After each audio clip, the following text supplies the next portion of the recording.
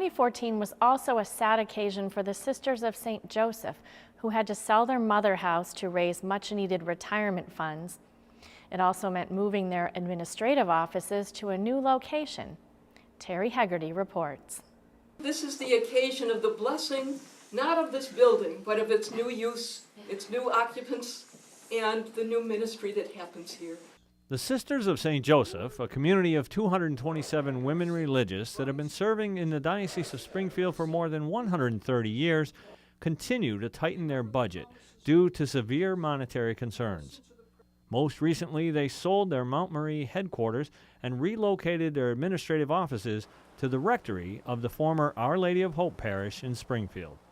The sisters held an official blessing of the new offices last month.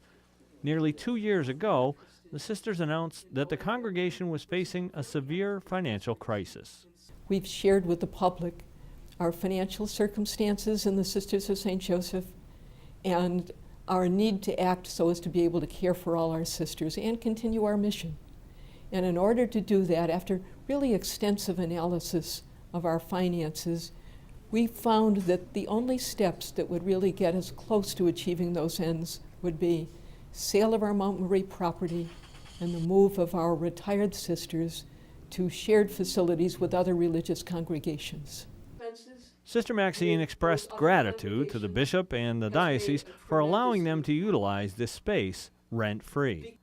Last summer, approximately 30 retired sisters who were living at Mount Marie in Holyoke moved to other religious communities in Holyoke, Milton, and Framingham. Sister Maxine says the moves have been painful but necessary.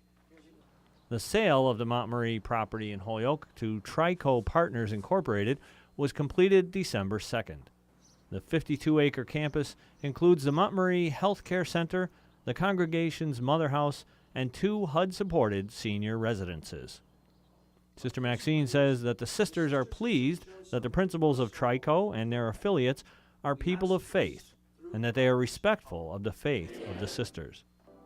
The sisters will retain the use of their chapel for funerals and other services and will still have full access to the cemetery on the grounds. Bishop Rosansky says the arrangement for the new offices helps all the people of the diocese.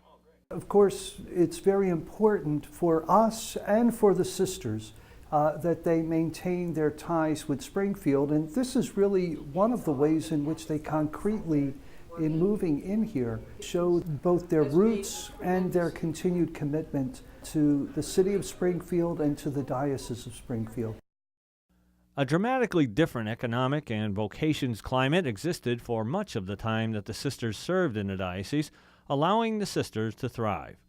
The sheer number of active sisters in the early to mid-20th century meant that the community was self-sustaining.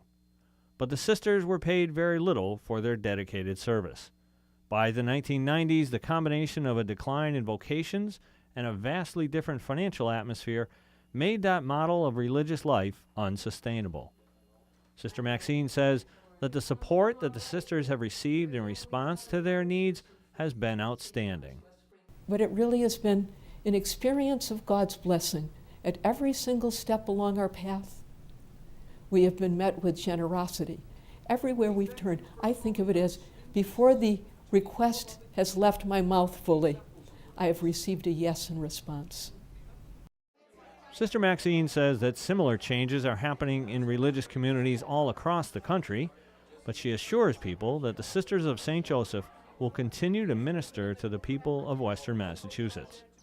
The Mount Marie Health Care Center and the 2 housing and urban development facilities will continue to operate.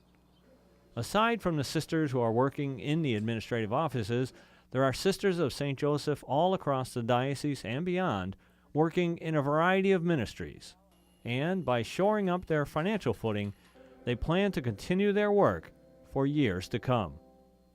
Reporting for Reel to Reel, this is Terry Hegarty.